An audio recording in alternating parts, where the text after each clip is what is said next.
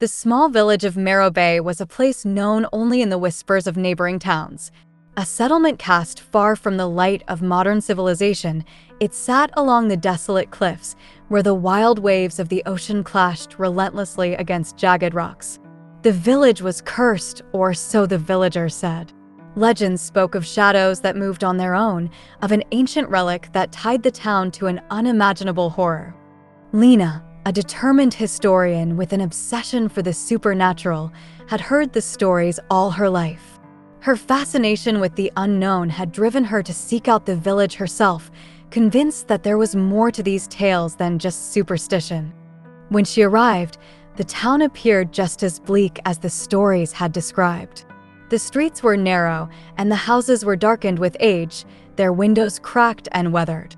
Despite the cold, a heavy fog had settled, swallowing the streets and adding to the eerie atmosphere. The air was thick, carrying the smell of salt water and the taste of ancient secrets. An old inn at the edge of the village was Lena's first stop. The innkeeper, a frail man with sunken eyes, greeted her with a cautionary warning. "Don't venture near the cliffs after nightfall," he muttered, his voice trembling. "And don't trust the shadows. They'll follow you wherever you go." Lena chuckled to herself, dismissing his words as nothing more than village superstition. After all, she had come here to uncover the truth. That evening, after an unsettling meal at the inn, Lena ventured into the heart of the village. The fog seemed to grow thicker as nightfall approached, and the streets were completely silent, save for the occasional creak of an old house settling or the distant howl of the wind. As she made her way down the narrow, winding path, Lena felt as though something was watching her. Every instinct told her to turn back, but her curiosity was too great. She pressed on, following the faint sound of the ocean crashing against the cliffs. It was then that she saw it, a figure standing in the distance, cloaked in black, its form almost blending into the mist. The figure was still, unmoving, but Lena couldn't shake the feeling that it was waiting for her. She approached cautiously, her heart racing. "Hello," she called out, her voice trembling despite her attempts to remain calm. The figure did not respond. As she drew closer, Lena noticed that the figure's face was shrouded in shadow. It was a woman, but there was something unnatural about her presence. Before Lena could speak again, the woman slowly turned and disappeared into the fog, leaving Lena standing alone, her heart pounding in her chest. Something in the back of her mind urged her to leave, but she remained rooted to the spot, unsure of what to do. The next morning, Lena visited the local library in search of answers. The librarian, an elderly woman with a stern face, was reluctant to help at first. But after a long pause, she led Lena to a section of the library filled with ancient books and records. One particular journal caught Lena's attention. Its cover was weathered, and the ink had faded with time. As she flipped through the pages, she discovered the terrifying truth. The village had once been a thriving port town, but a shipwreck had brought with it an ancient curse. The ship carried a relic, an artifact that, when opened, unleashed shadows that consumed the souls of the village's inhabitants. The journal spoke of an endless cycle, with the shadows rising every few generations, bringing torment and death. But it also mentioned a way to break the curse, though the details were vague. Lena realized that what she had been told were not just stories, they were warnings. But as she read on, a chilling realization washed over her. The figure she had seen the previous night was more than just a specter. She was the embodiment of the curse, the keeper of the shadows. Later that day, Lena walked toward the cliffs once more, feeling a growing sense of dread. The fog was thicker than it had been the day before, and the temperature seemed to drop with every step she took. The sea crashed against the rocks below, its roar deafening as it fought the winds. As Lena stood at the edge, peering into the depths below, she heard the whispers again, soft at first, like a breeze brushing her ear. But the whispers grew louder until they were unmistakable. "Leave now, before it's too late," a voice hissed from the fog. Lena spun around, but there was no one there. The whispers continued, growing more insistent. "You've seen her, haven't you? The one who walks in the fog without a head. She is the curse. She will bring you to the darkness. Lena's heart raced as the whispers filled her mind, pressing her to leave, to escape. But she couldn't. She knew she had to face whatever this town had hidden to uncover the truth. She could feel the shadows surrounding her, but she didn't back down. She had come to Marrow Bay to uncover the truth, and no matter what horrors lay ahead, she would not leave until she had broken the curse. That night, Lena returned to the cliffs, determined to confront the shadowy figure. She stood on the edge, her mind racing with the knowledge she had uncovered. The village, the curse, the shadows, they were all connected. She had to find a way to break it, but she wasn't sure how. Suddenly, the fog parted and the woman appeared before her. This time, Lena could see her face clearly, though it was strange, almost featureless, as though it had been erased from existence. The woman held a book in her hands, the pages fluttering in the wind. "You've come for answers," the woman said, her voice echoing in Lena's mind. "But there are no answers here, only the truth of what we have become. We are the shadows, and the shadows are us. There is no escaping it." Lena's heart pounded as she realized the full extent of the curse. The village was not just haunted by the spirits of the past, it was trapped in a cycle of darkness, where the shadows were bound to the land, feeding on the souls of anyone who dared to enter. "You can't break it," the woman whispered. "But you can join us. Become one with the shadows, and the curse will release you from this endless torment." But Lena refused. She would not surrender to the darkness. She reached for the book the woman held, determined to destroy it, to end the curse once and for all. As the shadows deepened, Isabella's pulse quickened. The whispers in the room had grown louder, more insistent. They clawed at her mind, wrapping themselves around her thoughts like tendrils. But she couldn't make sense of them. The words seemed to elude her, floating just beyond her reach. The eerie portrait was still hanging on the wall, the man's eyes following her every movement. She wanted to tear it down, to destroy the object that seemed to be the source of the house's evil, but something stopped her, an unseen force that held her back, keeping her rooted in place. Suddenly, the door slammed shut behind her, and the room seemed to darken even further. She felt the temperature drop, her breath turning to mist in front of her face.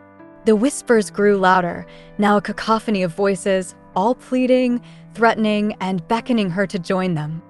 Isabella stumbled backward, her heart racing. Her hand grasped the arm of a nearby chair to steady herself, but when she touched it, a shock of cold ran through her and the whispering stopped. Silence engulfed the room, a deep, suffocating silence. For a moment, Isabella dared to hope it was over, that she had been granted some brief respite from the curse. But then, a new sound emerged. A low, guttural laugh echoed through the silence.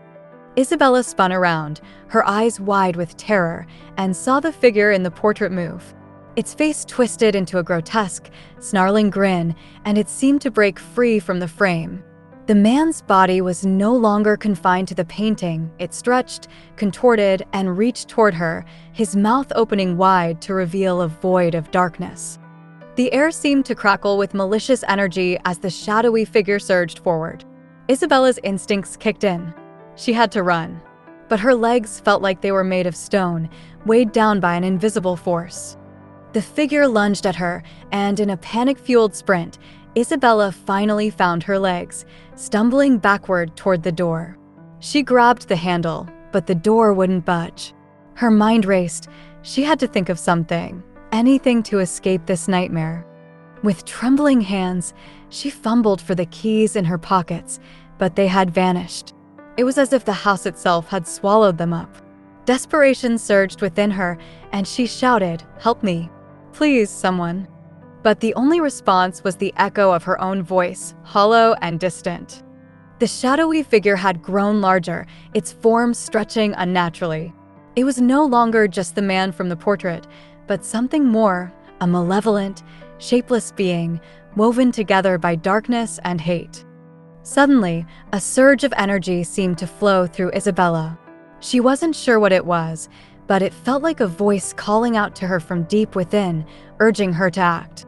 She turned, facing the twisted figure head-on, and with an adrenaline-fueled cry, she flung herself at the shadow. In that instant, the air around her crackled, and she felt something ancient and powerful rush through her. The ground beneath her trembled, and for a fleeting moment, the dark figure recoiled as if it had been struck by a powerful force. Isabella's vision blurred, and the room seemed to spin. She fought to stay conscious, feeling the weight of the curse pressing down on her chest. As the world around her began to dissolve, Isabella was transported back into the bowels of the manor. The room, now dimly lit by a single, flickering candle, was unchanged. Yet everything felt different. The man in the portrait was gone, and in his place stood an ancient altar, adorned with strange symbols and arcane markings. An overwhelming force surrounded her, pulling her closer to the altar. She hesitated for a moment, but the whispers returned, louder and more insistent than ever before. "Complete the ritual," they hissed. Isabella was no longer in control of her actions. The curse had taken hold of her fully now, and she could feel its power directing her movements. The book she had once found was now in her hands again, its pages glowing with an eerie light.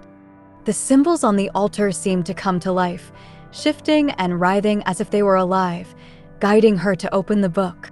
Each page she turned seemed to bind her further to the ancient magic of the manor. It was as if she was being pulled into the very heart of the curse, and she could do nothing to stop it.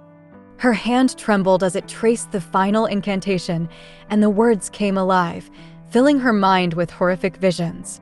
The manor, the curse, the man, all of it was part of something far older, far darker than she had ever imagined. The ground beneath Isabella's feet began to tremble as the air grew thick with energy. The whispers became screams, the once mellow voice now frantic with hunger.